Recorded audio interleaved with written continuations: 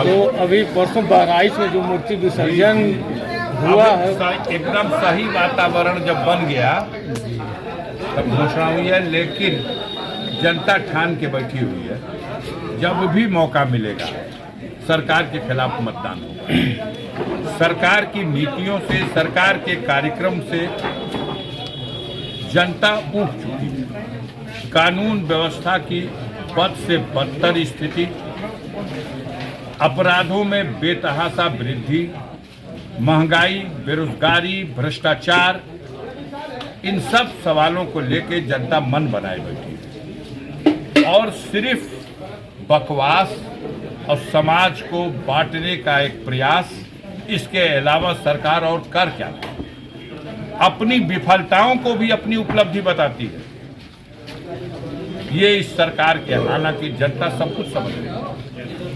अब डर के मारे कोई कैमरे पे खुले ना, लेकिन हकीकत तो अभी 4 जून को सामने आया।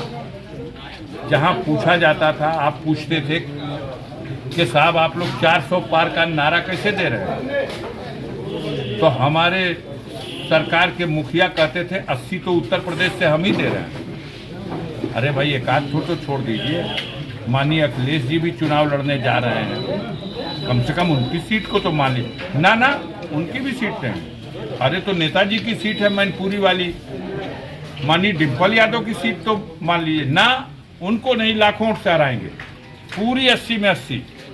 और जनता ने औकात नाप दिया। बेईमानी 4 सीटों पर भी, उसके बाद भी 33 सीट में सिमट गए और समाजवादियों को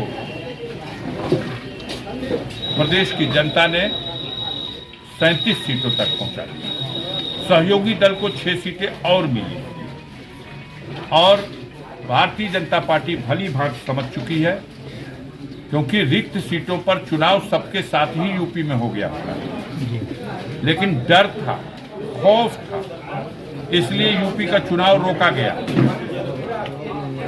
पूरे देश में जहां कहीं रिक्त सीटें थी वहां चुनाव हो गया, यूपी का रोक के रखा गया। माहौल कुछ बदले तब करेंगे। माहौल बनाने का प्रयास हुआ, बटोगे कटोगे का नारा दिया गया, माहौल फिर भी नहीं बिगड़ा, लेकिन उनके इस कोड वर्ड को, ये नारा सही बहराइच में ये जो कोड वर्ड है, ये नारा नहीं कोड वर्ड है, बहराइच में जो हुआ उन है, अराजक तत्वों के लिए कोड वर्ड है कि आप जो कुछ करना है कर दो,